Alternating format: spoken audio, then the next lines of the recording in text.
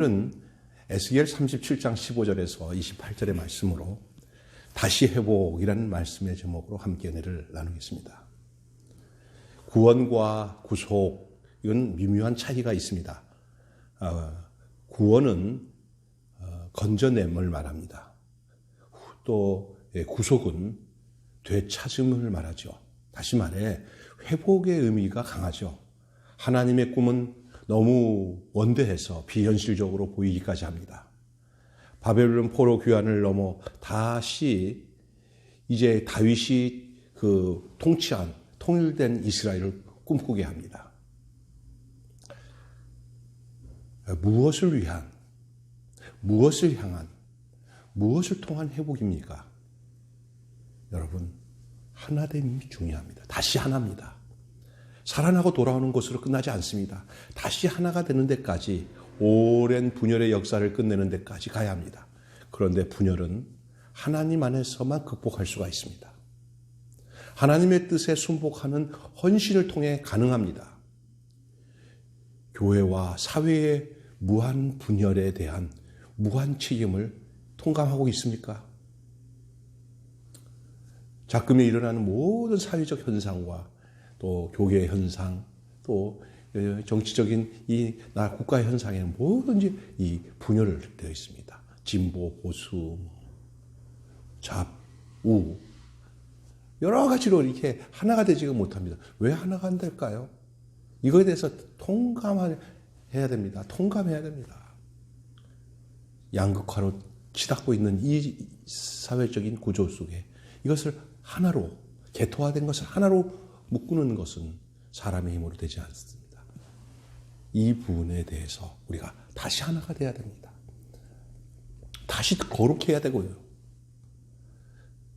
세상의 유업을 느낄 만한 큰 군대를 이루는 것이 끝이 아닙니다. 거대한 백성이 거룩한 백성이 되어야 합니다. 거대한 백성이 거룩한 백성이 되어야 됩니다. 내적 성결의 회복 없이 귀환과 연합은 무의미합니다. 이 세상에 더 이상 이 세상의 우상으로는 자신을 더럽혀서는 절대 안 됩니다. 성장보다 하나됨이 우선입니다. 하나됨보다 거룩함이 더 우선입니다. 그러니 거룩함이 회복되어서 하나 되어지고 하나 되어짐으로 인해서 성장이 되어야 되는 거예요. 다시 영광입니다. 그럴 때 다시 영광입니다. 다시 영광.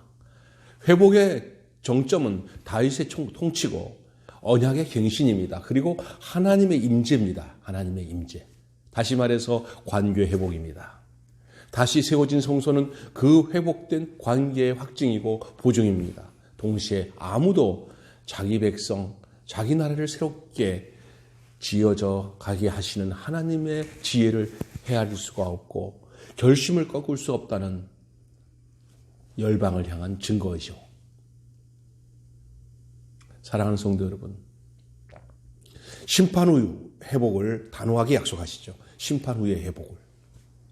한 분 하나님께 대한 절대 신앙만 놓치지 않는다면, 그리고 삶에 대한 그 애정과 기대를 버리지 않는다면, 지금 눈앞에 펼쳐지는 이 폐허의 공간이 풍요의 공간이 될 것이고, 죽음의 공간이 생명이 약동하는 공간으로 변할 것입니다. 큰 회복, 더 큰 회복을 상상하십시오. 더 큰 회복을 상상하십시오. 오늘 한마디로 더 큰 회복의 그림을 상상하자. 한마디 메시지입니다. 오늘 다시 회복이라는 말씀으로 이 아침 함께 은혜를 나눴습니다. 화요일 아침입니다. 오늘도 복된 하루 되시길 주님의 이름으로 축원합니다.